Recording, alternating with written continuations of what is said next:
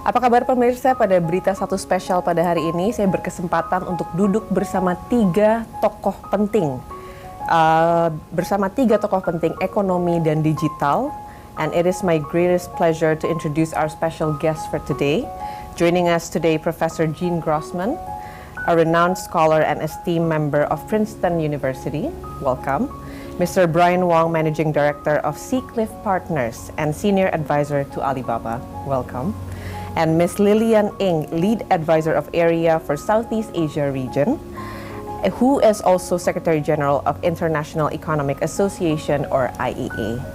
Welcome to BeritaSatu Spesial. It is my utmost pleasure to have you all today with us. Thank you. I would like to start before we jump into digital economy, per se, with some growth data.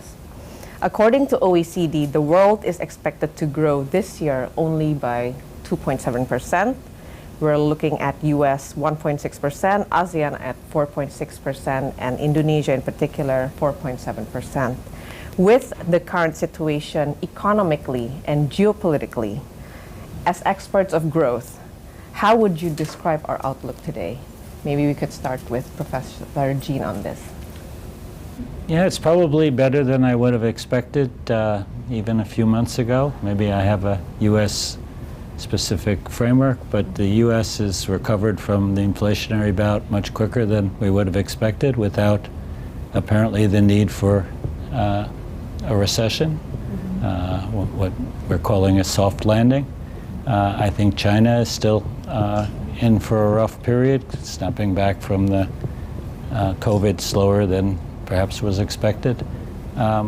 So those numbers, I mean, sound right to me. It's going to be a while before we get back on track, but it's not as bad as one might have were concerned. So it's better than expected. What about you, Mr. Brian Wong? What do you think in Asia context?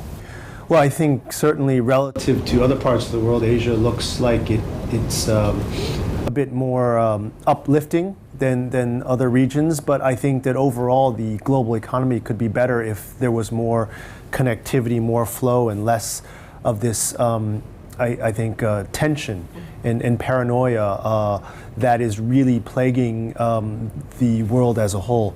The hope would be that, trade and flow and connectivity are positive forces for the world. And I think what you're seeing, however, is Asia has great potential, and that the higher growth rates represent that opportunity.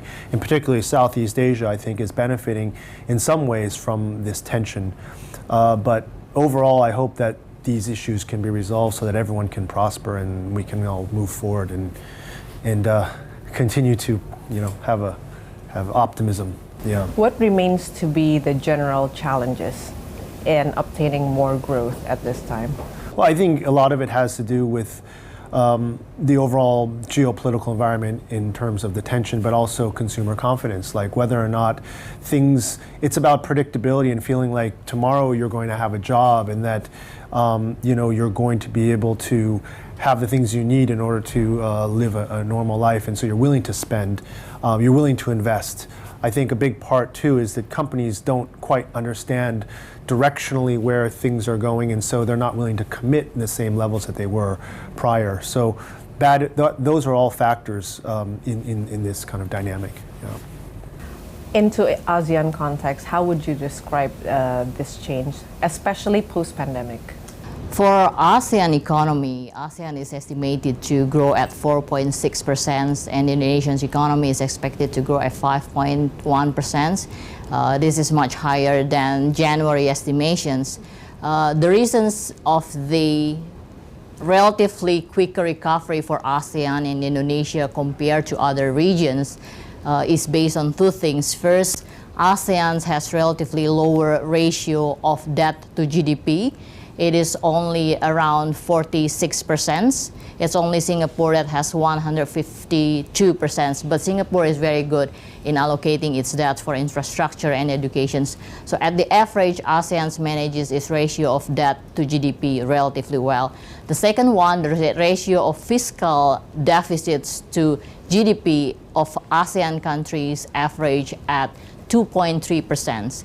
Indonesia has a low debt limits the ratio of fiscal deficits to GDP at maximums of 3%. We allowed the extensions to 5 and 6% only 2 years during the pandemic, but now we are back on track. So I think this kind of two combinations of relatively manageable of debt and fiscal deficit for ASEAN countries make ASEANs have fiscal spaces for interventions and make ASEAN's relatively recovery very well compared to other regions. I see. Should we expect a revision then? Since we are very optimistic in some of the regions of the world, maybe we could expect later, maybe in Q3, that there's more optimism. We are seeing more positive growth behavior in some of the regions. Well, I think in general, the July estimations and probably October estimations will be much better than the earlier this year, January and last year, 2022 estimations, mainly because of two reasons, as Professor Grossman mentions. Most of countries have been recovering from inflations relatively well. And then the second one, to our surprise for economies, there has been job creations in the last quarter. I think like most of countries, including the US, have been having job creations, including improve in the manufacturing index. So I think those kind of two issues make most of countries have been recovering relatively well and then expected to record relatively better growth this year compared to the January predictions. Speaking about digital economy and how it contributes to overall growth, how would you see the difference in the regions? I mean, ASEAN is basically has been a large market, has been a point of where people see the large market is there. But if we see in Indonesian context, the contribution of digital economy to GDP remains low. I guess the question is, how could we see the trend being sustainable, this rapid growth being larger and more sustainable in the next few short, medium term? Maybe we can Sure. pass on to Mr. Brian. Yeah, no, I think that for ASEAN as a whole, the pandemic really spurred uptake in terms of user growth on the internet itself. I think people started to realize that things like e-commerce and other services were very much an important part of their life, but it catalyzed the adoption of these services and use of these services.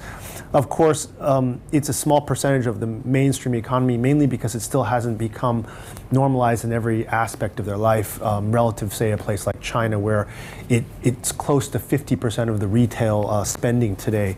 But I do think directionally, it's moving in the same way, in that the young generation has very much their digital natives, and if it's not intangible products and kind of social media, then it's moving towards things like mobility and e-commerce. So I think it's just a matter of time, and in terms of mindset, it's already very much part of their daily life. Ibu Lily, in ASEAN context? In terms of ASEAN, ASEAN is a huge digital market.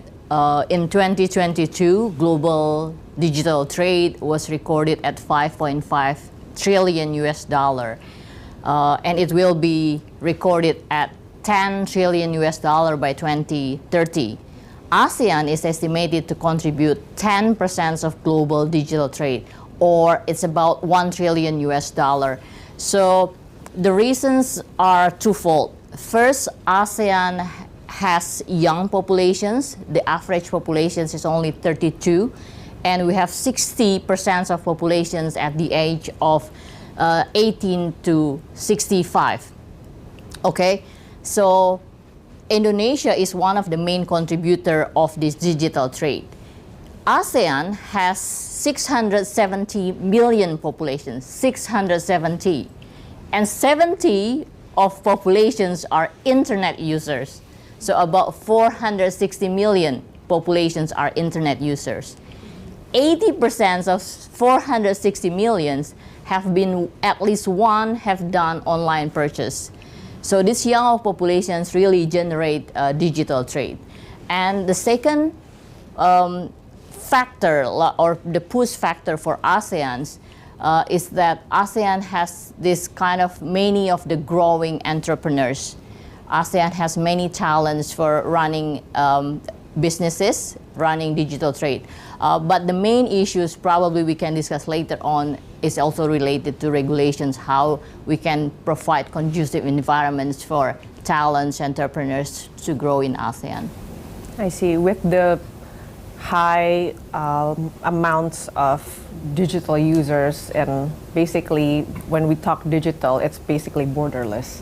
We buy stuff from thousands of miles away, and we basically, distance no longer matters. How does this current trade condition affect borderless trade as a whole, Professor Jean? Yeah, well, that's the direction we're moving. You'd be surprised that that distance still does matter, even for digital trade, for downloads of apps. There's a very strong distance effect in the data, but it's diminishing over time. I think the pandemic has accelerated trends that we were going to see anyway, but people got used to buying e-commerce, buying online. People got used to remote work in a way that they hadn't been. Those trends are, now that the pandemic is eased, that hasn't reversed back to how we were. So I think we're just going to see a continuation of those trends. Yeah, I mean, I would say it shouldn't be an impediment, in some ways it should liberate some of these businesses, like what happened in China, where it opens up new markets to them. It increases their level of efficiency and how they operate.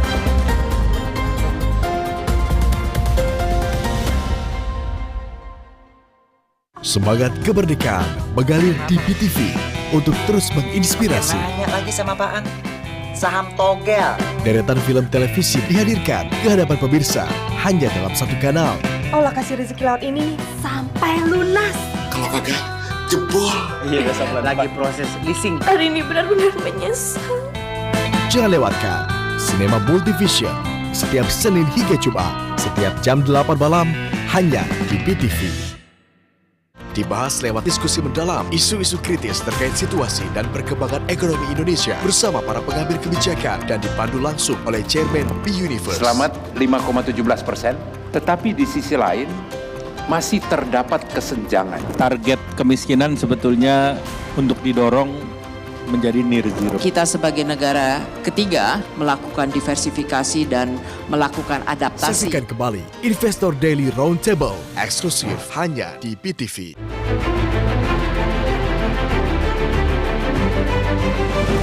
Jaga konstitusi ini agar semua hidup bahagia di Republik ini. Ini bagian yang penting. Digugat, kita hadapi. Dan itu udah mulai kelihatan. Sebelum Ganjar Pranowo diumumkan oleh PDI Perjuangan, kontribusi Pak Jokowi pada saya tinggi. Pemenangan di 2024 kemenangannya. Jangan lewatkan obrolan malam bersama Christian Rich hanya di BTV. Informasi terkini dan terupdate yang sedang viral dibawakan secara lepas dan informatif.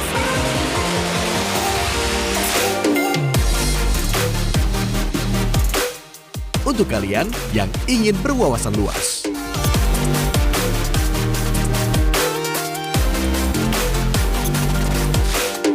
Ikuti Berita Viral, Senin hingga Jumat pukul 13 waktu Indonesia Barat, hanya di BTV. Jalan dakwah kini hadir setiap hari di layar kaca Anda. Walakin yu'tiddin ila man yuhibbu. Tetapi Allah akan memberikan agama kepada dia yang dicintai. Bersama Gus Miftah dalam melanjutkan perjalanan dakwah untuk mencapai amar ma'ruf nahi mungkar.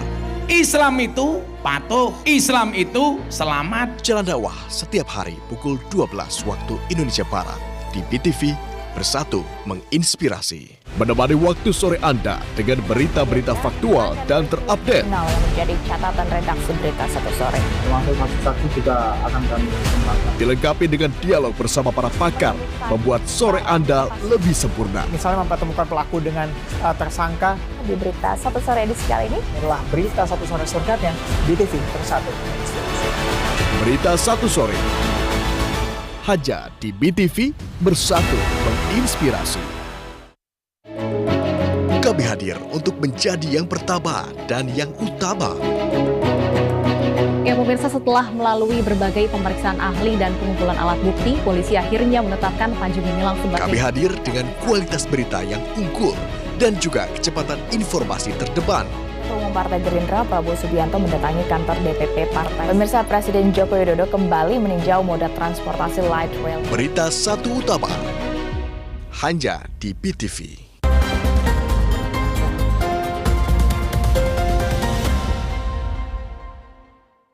Okay, but a lot of times I feel, especially with the retail sector, since the pandemic, they've reported difficulties, challenges in business, maybe not specifically in digital, but offline retail.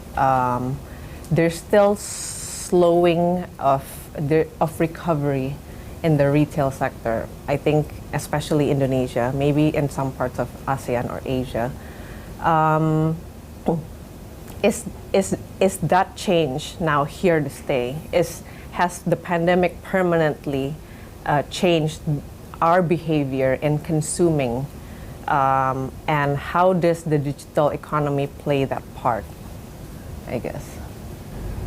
So, Yes. Well, I think part of it is consumer confidence post-pandemic. There is this trend of work from home, but there's also a trend of cutting jobs in companies, from traditional companies all the way to tech. I think everybody is trying to tighten their belts and anticipate what's coming ahead. So part of this slowdown in retail perhaps could be related to that. But I do think there's essential goods and items where the spending continues at the same rate, and it's really about people being more selective in terms of how they spend. I also think that young generation, those online, are probably more savvy in how they spend. They're looking for value in how they select products, and they're better able to seek out what they feel is a good buy, so to speak. So all those things combined, I think, are contributing perhaps to this trend. Yep, and I would have to say that Alibaba also has investment in some companies in Indonesia, one of the largest marketplaces in Indonesia. We also see them continue to invest in telco companies in Indonesia as well. In terms of maybe as a practitioner or insights from a business perspective, where does Alibaba look into in terms of framework? How does Indonesia look in terms of portfolio compared to other portfolios for Alibaba? Okay, so speaking as someone who no longer works at the company, but as an outsider but has a perspective, I think international remains a very important part of the Alibaba strategy.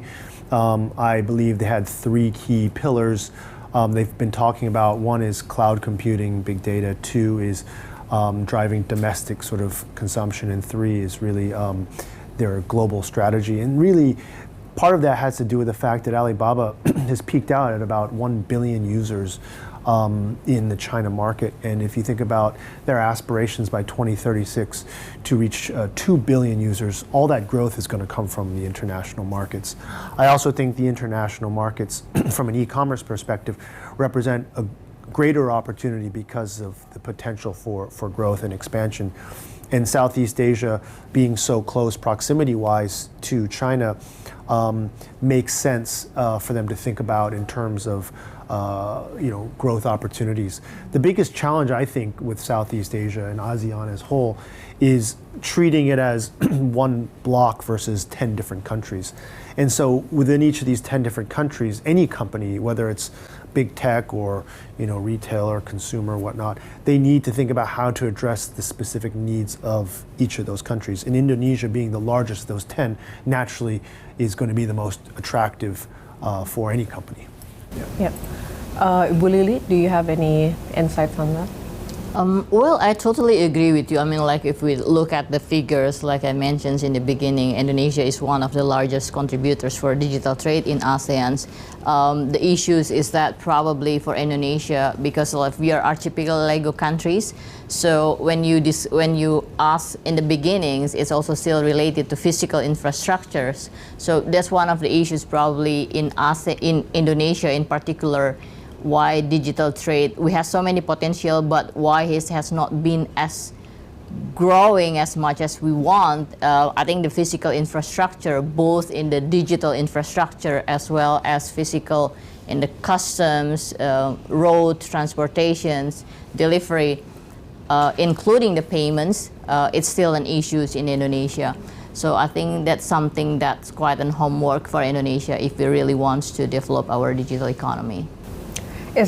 Could that also be the reason why that despite the rapid growth, some of our largest marketplace, for example, still battles challenges towards profitability?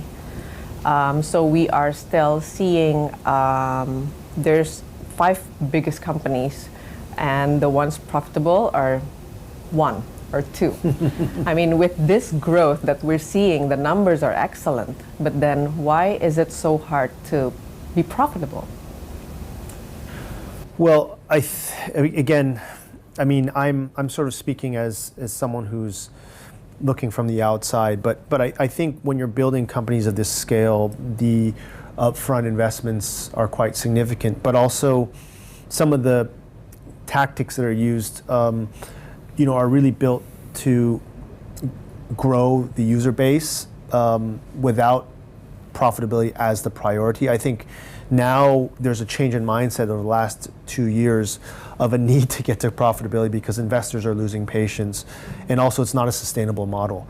Subsidizing customer purchases will win you customers, but once you stop subsidizing, then they're going to go to the next company that's subsidizing. And I think now what everyone's trying to figure out is how do I retain my customers without continuing to burn that money. So these companies have scale, they have viable businesses, but it's now about, as we talked about, cost cutting and being more efficient in how you offer those services. Because their growth plan is so aggressive that it's quite impossible not to burn. That's what I understood, because they always want double, triple digits of growth. Hence, how do you get double, triple digits of growth in such a short period of time? And that's, I guess, the way that it's always been rolled out this past few years.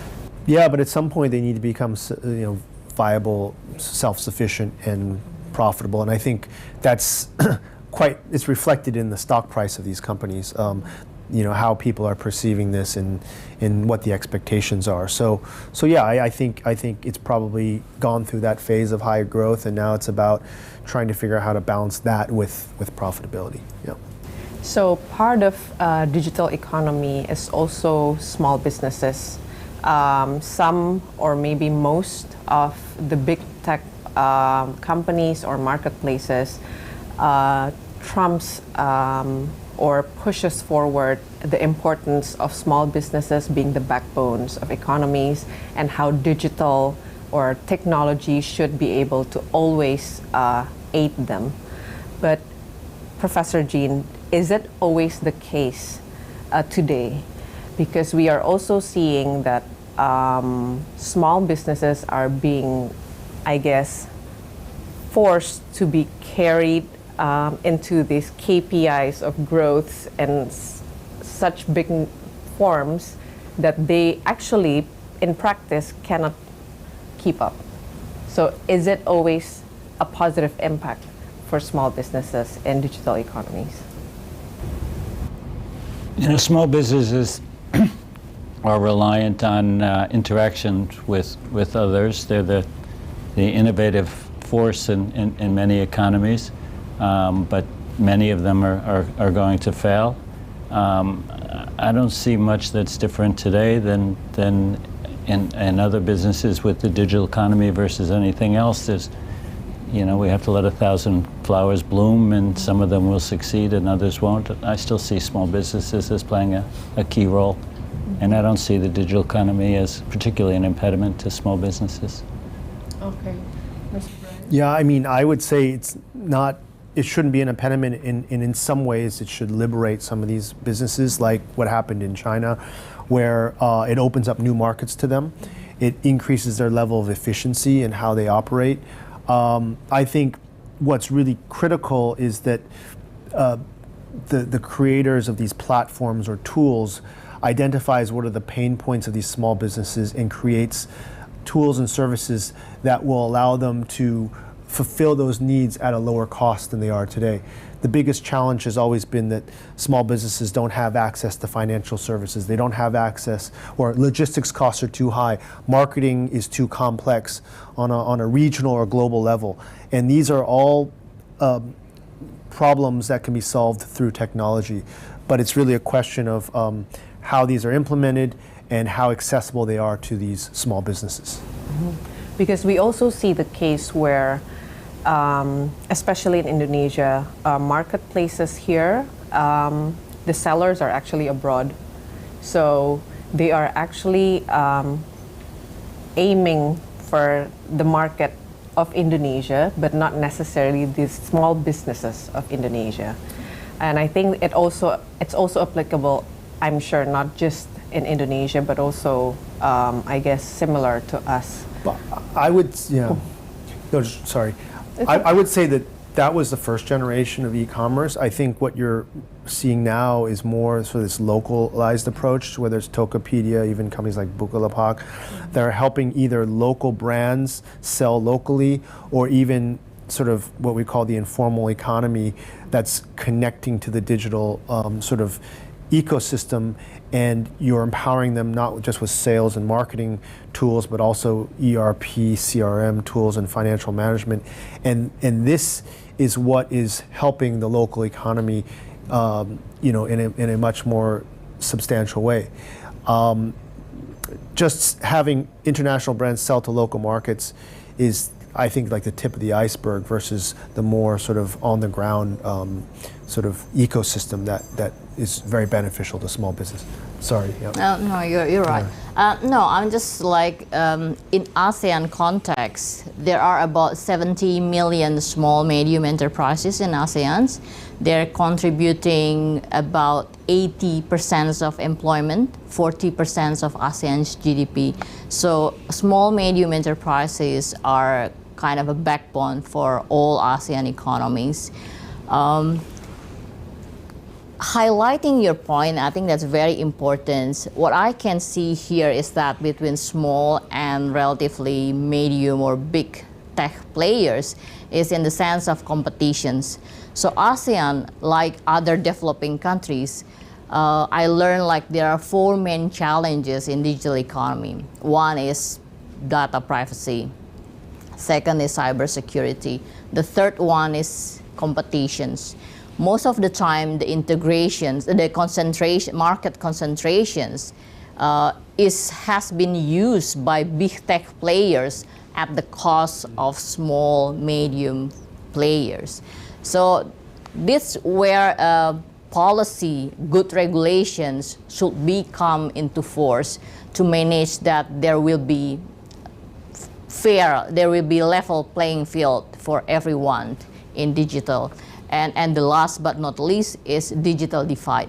I think that's the main issues for not only ASEAN, but for all ASEAN countries. So it's including the users, producers, and consumers. We really need to work on digital divide and how we educate our populations to be more digitally educated. Like if we see intra-ASEAN trade, it has been stagnant for the last 2 decades. Our intra-ASEAN trade only between 22 to 23%. The reasons are threefold. First is because most of ASEAN's products are substitutes.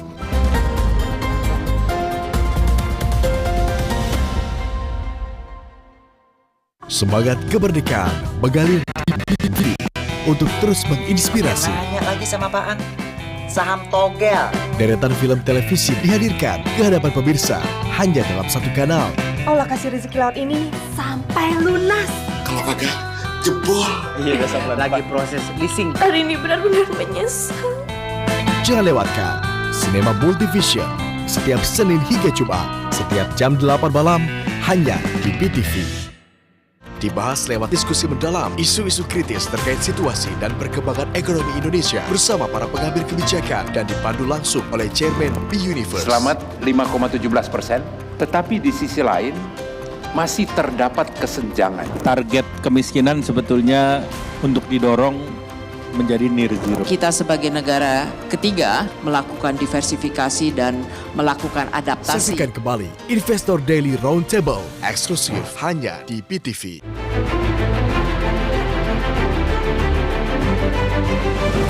Jaga konstitusi ini agar semua hidup bahagia di Republik ini. Ini bagian yang penting. Digugat kita hadapi. Dan itu udah mulai kelihatan. Sebelum Ganjar Pranowo diumumkan oleh PDI Perjuangan, kontribusi Pak Jokowi pada saya tinggi. Pemenangan di 2024 kemenangannya. Jangan lewatkan obrolan malam bersama Christian Rich hanya di BTV. Informasi terkini dan terupdate yang sedang viral dibawakan secara lepas dan informatif.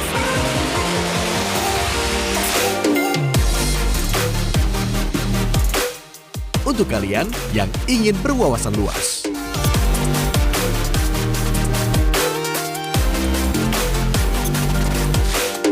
Ikuti berita viral Senin hingga Jumat pukul 13 waktu Indonesia Barat hanya di BTV. Jalan dakwah kini hadir setiap hari di layar kaca Anda. Walakin yu'tiddin ila man yuhibbu. Tetapi Allah akan memberikan agama kepada dia yang dicintai. Bersama Gus Miftah dalam melanjutkan perjalanan dakwah untuk mencapai amar ma'ruf nahi mungkar. Islam itu patuh, Islam itu selamat. Jalan dakwah setiap hari pukul 12 waktu Indonesia Barat di BTV. Bersatu menginspirasi. Menemani waktu sore Anda dengan berita-berita faktual dan terupdate. Yang menjadi catatan redaksi BeritaSatu sore. Termasuk saksi juga akan kami kembangkan. Dilengkapi dengan dialog bersama para pakar, membuat sore Anda lebih sempurna. Misalnya mempertemukan pelaku dengan tersangka. Di BeritaSatu sore edisi kali ini adalah BeritaSatu sore selengkapnya BTV Bersatu. BeritaSatu sore hanya di BTV. Bersatu menginspirasi. Kami hadir untuk menjadi yang pertama dan yang utama. Ya pemirsa, setelah melalui berbagai pemeriksaan ahli dan pengumpulan alat bukti, polisi akhirnya menetapkan Panji Gumilang sebagai... Kami hadir dengan kualitas berita yang unggul dan juga kecepatan informasi terdepan. Ketua Umum Partai Gerindra Prabowo Subianto mendatangi kantor DPP Partai. Pemirsa, Presiden Joko Widodo kembali meninjau moda transportasi light rail. Berita satu utama hanya di BTV.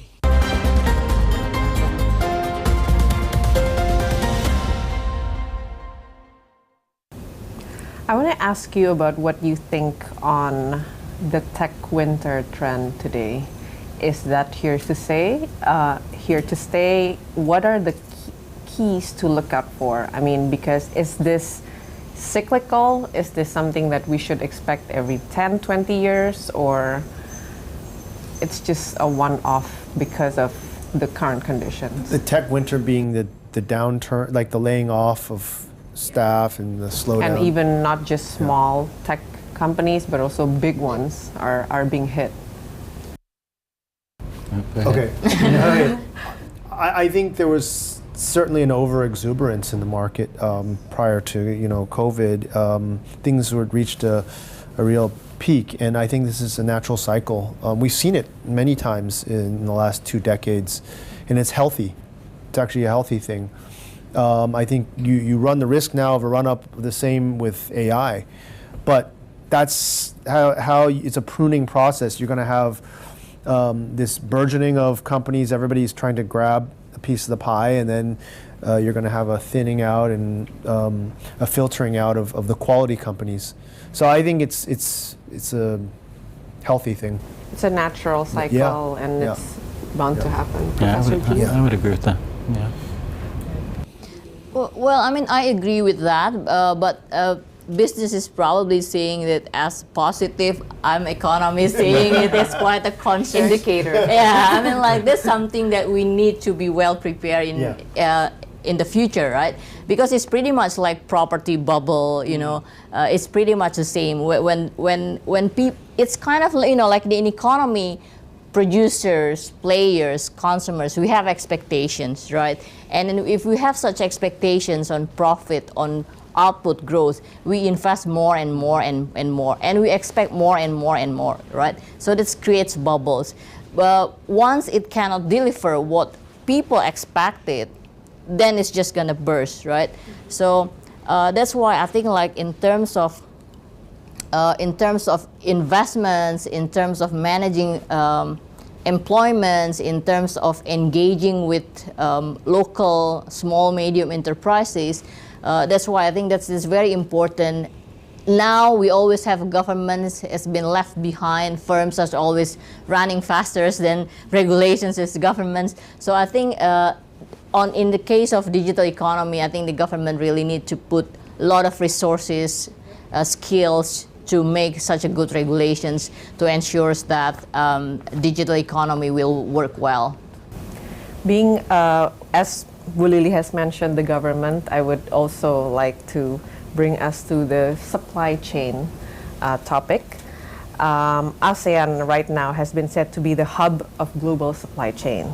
How should we, us, as a region, collaborate in this and maximizing this opportunity instead of, you know, fighting off each other? What's that tough question? I think, like, you know, like, if we see intra-ASEAN trade, it has been stagnant for the last 2 decades. Our intra-ASEAN trade only between 22 to 23%. The reasons are threefold. First is because most of ASEAN's products are substitutes instead of complementary. So we are kind of inheritant. It's very difficult for ASEANs to move forward for this. And then the second one is, this is more technical. It's related to rules of origins and non-tariff measures issues, some things that the governments need to really work to make sure that we have good regulations practices. The third one is that I don't see that ASEAN as a self-contained regions. We rely more investments and technology on China, on Japan, South Korea, and recently China. So for ASEANs to be able to grow, I think ASEANs cannot be just growing by itself. That's why one of ASEAN's strategy is tap into East Asian's region, working together with China, Japan, Korea, Australia, India, and New Zealand, making it working together as a group in East Asia's region, rather than just ASEAN's 10 countries itself. I see. The stagnant numbers that was mentioned before, how much of each country's trade regulation plays on it? Because there are regulations from different countries that would favor, you know, the produce of their own, the national's interest. Does that also factor in onto the stagnancy of the numbers? Well, I think it's not necessarily like that, but I mean, like I mentioned, it's like literally our products are more substitutes rather than complementary. Regulations play quite a big role in the sense on rules of origins and non-tariff measures. For examples like this, non-tariff measures, we should perceive this as neutral. Non-tariff measures actually are good. They are designed for our health, safety, and environmental protections. But the way that not only ASEAN countries, probably many of governments, the way they use non-tariff measures, they use it as trade barriers, which eventually gonna put barriers on their own trade. So this is something that I think many of governments should be very careful when they design regulations to make sure that that regulations are conducive, create conducive environments for trade and investments. Professor I think more broadly, I think there's been a trend towards more economic nationalism, more protection of domestic content, which has slowed down the integration of the world economy, combined with events at the WTO, where the dispute settlement mechanism is no longer functioning. Countries have been going it alone like it's the Wild West now. All of this is, I can't speak to ASEAN in particular, but all of this is disintegrating supply chains, coupled with the rise of automation, which makes it possible to bring home parts of the manufacturing process that were not viable in the developed countries in the past. I think we're going to see a slowdown in the growth of goods supply chains, hopefully replaced by supply chains on the service side of the economy, which I think there's ample room for growth. ASEAN's trade with China increased from $39 billion in 2000 to $975 billion. So it increased 24 times from 2000 to 2022.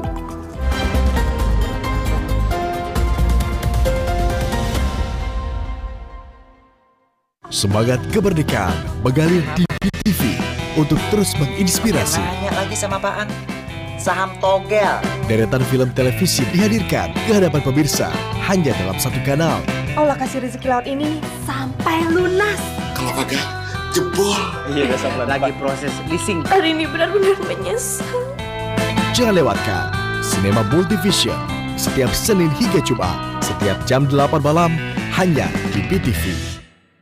Dibahas lewat diskusi mendalam isu-isu kritis terkait situasi dan perkembangan ekonomi Indonesia bersama para pengambil kebijakan dan dipandu langsung oleh Chairman B-Universe. Selamat 5,17%, tetapi di sisi lain masih terdapat kesenjangan. Target kemiskinan sebetulnya untuk didorong menjadi near zero. Kita sebagai negara ketiga melakukan diversifikasi dan melakukan adaptasi. Saksikan kembali Investor Daily Roundtable eksklusif hanya di BTV.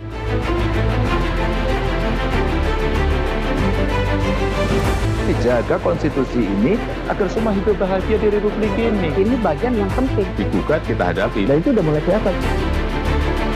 Sebelum Ganjar Pranowo diumumkan oleh PDI Perjuangan, kontribusi Pak Jokowi pada saya tinggi. Pemenangan di 2024 kemenangannya. Jangan lewatkan obrolan malam bersama Christian Bridge hanya di BTV. Informasi terkini dan terupdate yang sedang viral dibawakan secara lepas dan informatif.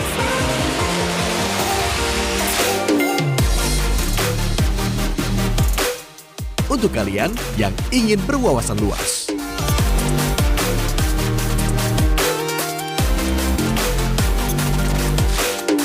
Ikuti Berita Viral Senin hingga Jumat pukul 13 waktu Indonesia Barat hanya di BTV.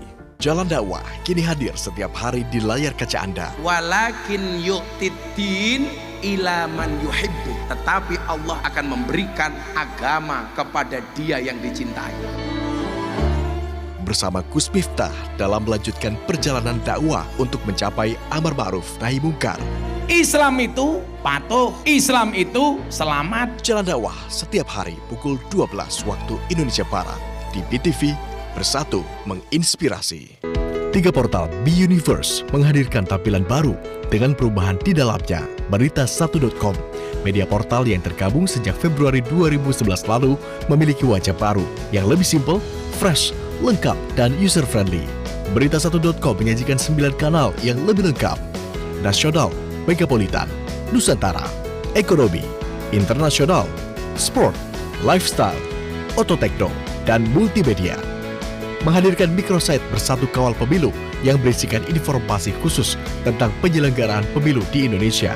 Kalender acara menampilkan event-event terbaik di akhir pekan, serta informasi publik tersaji lengkap di portal BeritaSatu.com.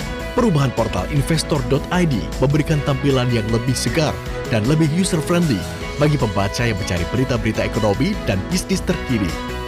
Investor.id tetap fokus pada pemberitaan seputar market, terutama investasi portofolio seperti pasar modal dan tentu investasi kripto.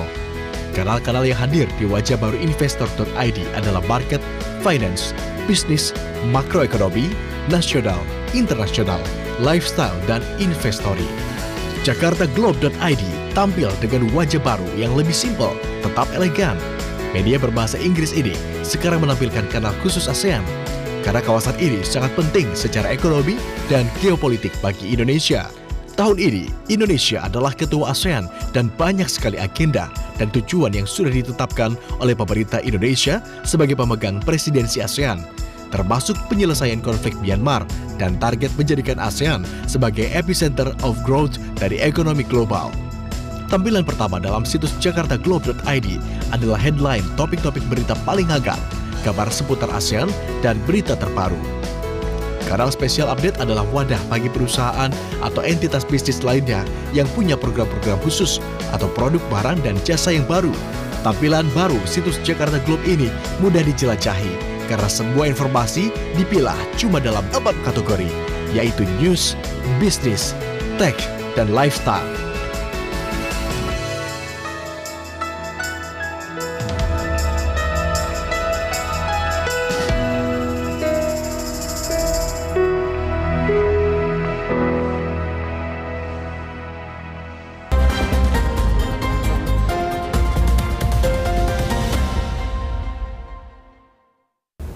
I see. That's also my next question, because for a middle power economy like Indonesia, what should we do in the times of friendshoring? I can say, like today, we're friendshoring, because in my personal view, it would essentially definitely disturb the supply chain. And this globalization, global value chains that we were once told to embrace, today is actually most likely already in reverse. So is that what's stalling the ultimate growth today? Is that the main challenge? And is that here to stay? Where do we go from here? Well, I think the decoupling of the U.S. and China poses a challenge for Asia to the extent that countries have to choose sides, which hopefully they won't, but increasingly they do. I mean, Asia is very dominated by the importance of China, and yet decoupling from the U.S. is going to be costly, and we've seen the growth in trade in Vietnam, for example, to replace China. So I think it's going to be a challenging period if that decoupling continues. Is it possible not to choose? Is it possible for us to be just friendly with everyone? I hope so, but Mr. Brian, maybe. Yeah, no, I hope so as well. I hope regions like ASEAN and countries like India and regions like Middle East and Africa will do their best to try and walk that middle road, because it's in their best interest to get the best from both sides. And I think it would be tragic for the world as a whole, as we talked about, like if the country were to bifurcate into sides and then prevent themselves from being able to actually benefit from the innovations and creations of both the US and China. And I think it's going to be harmful overall to the world if we continue in that direction. So I'm looking to rest of the world to help be a role model for US and China. Yeah. What do you think is the end game, though? I mean, these were things that would, continue for a certain period of time, but I'm sure the people in Washington, I don't know, in Beijing, actually has an end game or a game plan, at least. You're giving them too much credit. Or if we could predict, I guess, best prediction, where will we end? What is the end game? I continue to believe that the forces of globalization are so powerful. The reason why we integrated so successfully in the post-war years is because of the benefits from it. That I continue to believe that at the end of the day, that's going to win out, and we'll see the wisdom. It all depends on how the geopolitics plays out. I mean, as long as we can, and I don't think anybody wants conflict, so I think we will hopefully steer away from that. And then I think the economic forces will come back into play. Yeah, I mean, like asking ASEAN to decoupling with China is just simply impossible. It's not only deteriorate ASEAN's trade, but also ASEAN's overall growth. I'm giving you an illustration. Over the last 2 decades, ASEAN's trade with the EU increased from 110 billion US dollar to 342 billion US dollar. So it increased 3 times. Okay, ASEAN's trade with the US increased from 139 billion US dollar to 452 billion US dollar.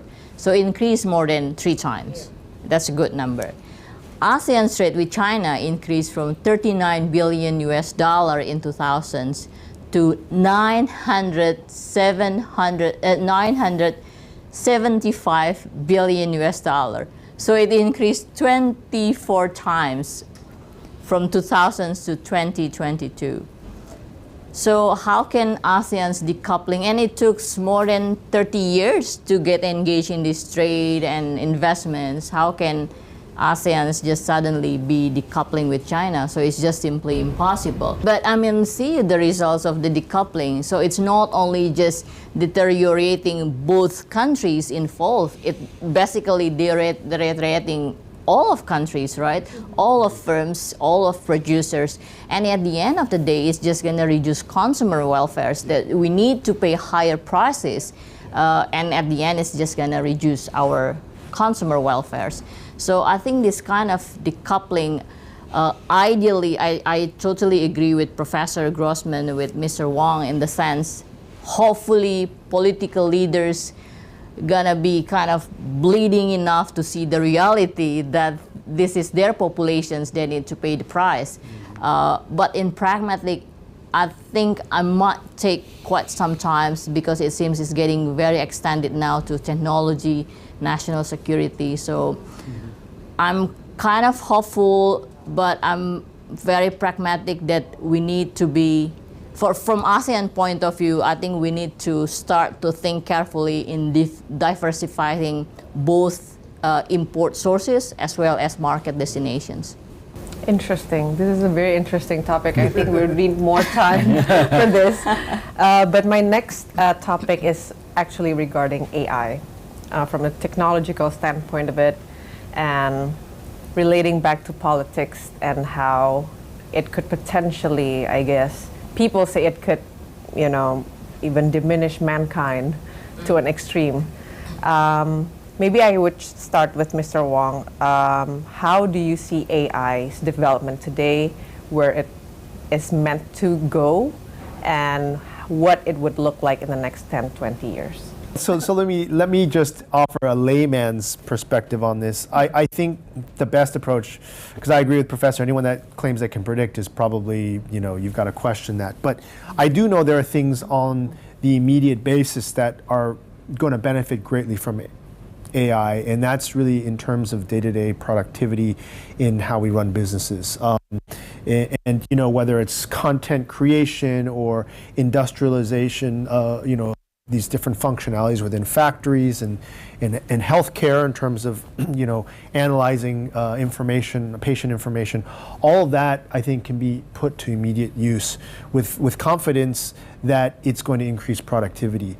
I think the bigger question is long-term, where is this headed and how will it impact society, how will it impact jobs, but also the ethical considerations. And that's what I leave to the experts. Maybe, Bu Lily, you want to make... Well, I think robots, AI, digitalizations will gonna affect the world. First on the productivity, it's gonna increase firm productivity as well as national level productivity. On trade, it's gonna increase both trade in goods as well as trade in services. And on wages, on labor and wages, I think it's gonna be more in favor of skilled labor relatively to unskilled labor. So that's kind of overall pictures of the adoptions of robots, AI, and digitalizations. That's kind of the key, is that how can the government, not only Indonesia, not only ASEAN, but also around the world, to ensure that this kind of developments of technology can support or can be complementary to workers, not to substitute them, and how can we ensure that they can be beneficial for human. That's something that I'm not really sure right now that we have enough resources and we have enough capacity, like governments all over the world. That's something that we need the global talk to discuss. Where should we do in managing the rapid developments of robots and AI? Professor, please enlighten us.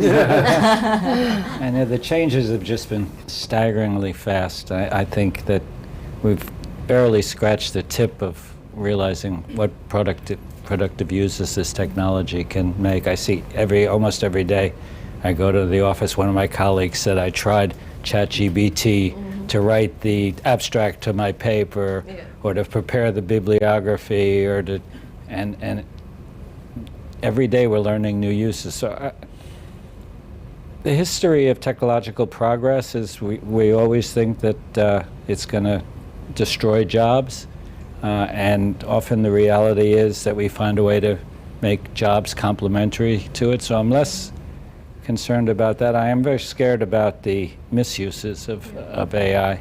Who should govern or regulate the use of AI or the development of AI?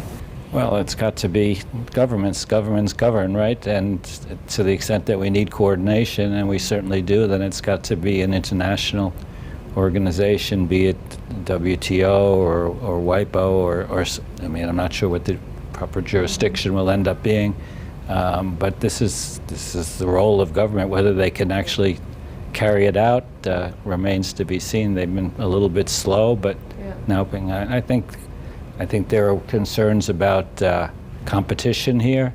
The big have better opportunity or greater opportunity to exploit the AI in a way that can stifle competition. So it'll be incumbent on governments to use competition policy to keep the playing field level. So thank you so much, everyone, for the talk. It has been very insightful, very interesting. I'm sure we need more time to discuss all of the details regarding AI and everything here. But thank you so much for being here. It's my honor. Thank you for being a part of BeritaSatu Spesial today. It's our pleasure. Thank you. Demikian BeritaSatu Spesial hari ini. Saya Joy Citra Dewi. Terima kasih dan sampai jumpa.